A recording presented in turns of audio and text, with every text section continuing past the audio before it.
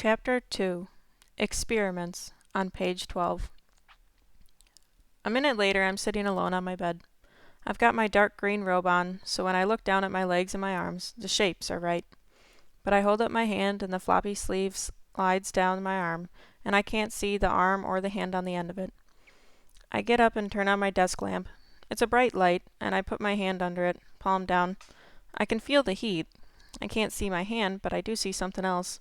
I see a very faint shadow of my hand on the green desk blotter. I start opening and closing my hand, watching the shadow of something I can't see. I'm so into it, I don't notice my dad until he's right next to me. He says, "That's interesting." And I jump, and my hand hits the light, and the shade makes this bong. I should have locked my door.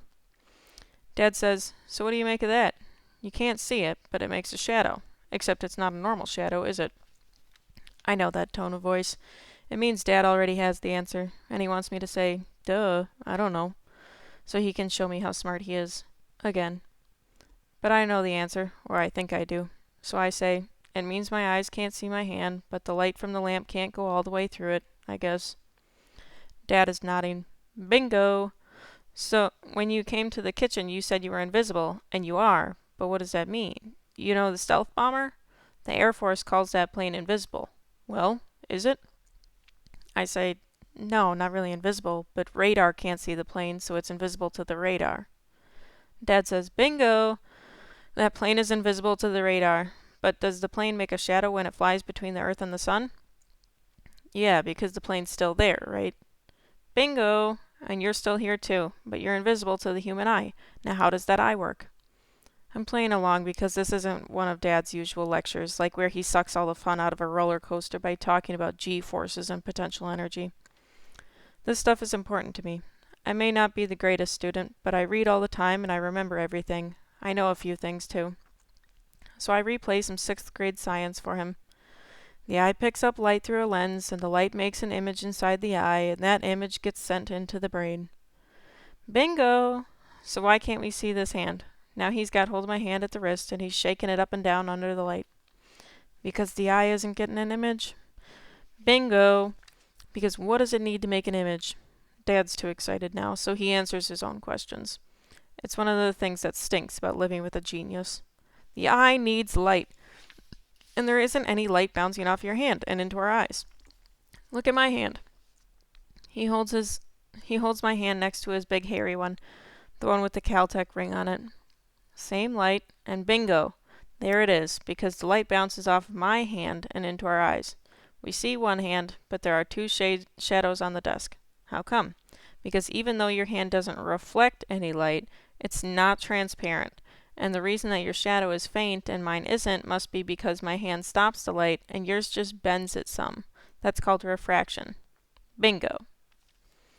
My dad needs one of those collars like they put on dogs that bark too much. Then when he says bingo, he'd get a shock. "Now," he says, "lay your hand right on the desk." And I do. And he says, "See that? That outline? It's the shape of your hand. But there's no color, no definite form, and the desk underneath is hidden. And see how the edge seems all wavy? That's because of the refraction. Now pull your hand up slowly." And I do, and as I do, the hand shape disappears. "Hold it there." Dad's excited. "See that? When you get 6 or 8 inches away from something, bingo, you're gone. It's like our brains fill in around the shape and you go completely invisible. We're just not wired to see non-reflective, low-refractive matter. I feel like one of those mice in the movie they made from flowers for Algernon. If I let him, Dad will think up little experiments for me all day long." So I say, "So how does all this help?" "How does all that help?" Dad watches my robe as I go sit on the bed again. He looks puzzled. "Help?" he asks. "Yeah, how do all these observations help me?" "Well, I'm not sure yet, Bobby, but it's something. And it's pretty interesting, don't you think?" I'm glad Dad can't see the look on my face, and I don't say anything right away, because sarcasm does a bad thing to Dad's brain chemistry. Then I say, "Well, I'm going to try to get some sleep, Dad," which is a lot nicer than saying, "Get out, leave my room, and take all your interesting little factoids and theories with you."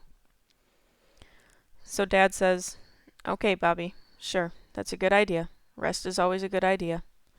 But I don't want to rest, just be alone." When Dad's gone, I jump up and shut my door, and I lock it before I go back and flop onto my bed. Alone isn't new for me. I spend a lot of time this way. When I'm not at school, I mostly read. That's why I like the library, the big one between 56th and 57th Street. It's part of the university, not the high school. I can hang out there as long as I want. But it's not like I need to go there to find books. Our whole house is like a library, which figures, since Mom's a literature freak. If she catches me looking bored, she grabs a book and shoves it in my face and says I have to read 20 pages, and then if I want to stop, I can. A lot of the time I get hooked. Like on Lord Jim. That was a strange one. And Hemingway. She made me read In Our Time, and then I read all his books. And she gave me Catch-22 and Cat's Cradle, so I got hooked on Vonnegut, and I even read Great Expectations by Charles Dickens. High density, but good. On my own, I read stuff like Tolkien and A Wrinkle in Time, and Michael Crichton, and I just finished The Odyssey. That was a surprise. It was actually good. And I found some good books on Dad's shelves, Richard Feynman especially. He's this very funny physicist, which are not words that usually go together. Mostly I like books that have a world I can get into, and I guess that's because books have always been so much more interesting than my life, until today. After a few minutes lying down, I go over and open my desk drawer. I grab a ballpoint and write Bobby on the palm of my left hand. I look at the letters, and I wave my hand around in front of my face. My name is like this floating blue string. Then I see a pack of gum. I walk to the mirror above my dresser. I unwrap a piece of Doublemint and stick it in my mouth. I open wide, and it's there on my tongue. I shut my mouth, and it's gone. I chew with my mouth open, and I see the gum, moving around between my teeth like a gray caterpillar. Then I swallow the gum. Just watch what happens. All gone. Then I work my tongue around in my mouth for about 10 seconds, and I spit at the mirror. And I can't see anything on the mirror. I rub my hand over the glass, and my hand feels wet. Invisible spit. I have invisible spit. Then I think about the gum I just swallowed. It's gone, but of course it's not. It's just down inside me. And like Dad said, I'm not transparent. Because if I was, I'd still be able to see the gum right there inside me. So then the gum goes through my stomach and everything. And then what? Only one way to find out. I unlock my door and head down the hall. I'm still shaky on my feet. I've got no visual fix on my own place in space. The robe helps, but I really miss my legs and feet. And here's the bathroom report. Most people go number 1 or number 2. I go number 3 and number 4.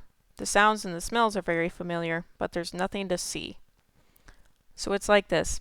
Something like a glass of water or a bowl of Cheerios starts out normal, but after it goes through me, it won't reflect light.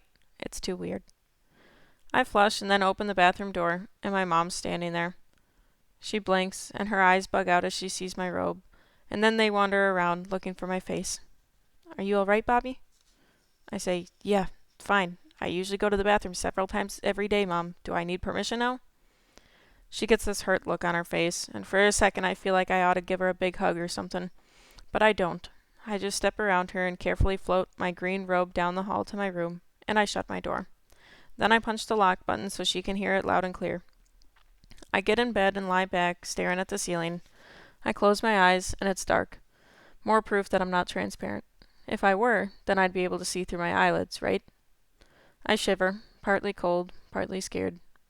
I pull the electric blanket over me and crank it up a notch. I shut my eyes again and lie still, just trying to think, to calm down. And I guess I do, because the next thing I know, I'm driving this dune buggy at about 100 miles an hour across a burning desert that looks like the surface of the moon. I sit up in bed, and I'm all sweaty, and there's a second or two when I don't know where I am or who I am or what day it is or anything. I'm still half in the dream, with sand hitting me in the face.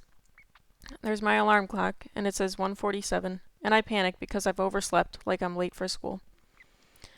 Then everything comes crashing back into my head. I jump up and go to the mirror over the dresser, and there's only my robe, and I can see some smears on the mirror. It's my spit, not invisible now. The robe's soaked with sweat, so I peel it off and pull on some boxers and jeans and a t-shirt. And socks, because I remember how cold the floor was at breakfast. I go down the back stairs to the kitchen. "Mom? Dad?" There's no answer. Then I see the note on the kitchen counter. "Bobby, I couldn't get a sub for my Yeet seminar, so I'm Prepping now at my office. I'll be in Adler Hall from 3:30 to 4:30, then I'll come right home. I called the office at school and said you had the flu, and Mrs. Savin will hold your homework for me at the office. Dad will be home early, a little before 4, right after a meeting with his team. Don't worry, Bobby. Just watch TV or something. Call me if there's an emergency. Everything's going to be all right. Love, Mom. And then a second note scribbled below that. Bobby, please be careful. Dad. My folks. They never lose sight of the important things, like keeping up with homework and poetry seminars, and Dad's atom-smashing team. Well, we all know how vital that is to everyone. I can't believe what I'm reading. Watch TV or something? And then call me if there's an emergency? So let me get this straight, Mom. Your kid goes invisible, and that's not an emergency? Watch TV or something. That's what the note says. So I say to myself, fine, but I think I'll do the or something part.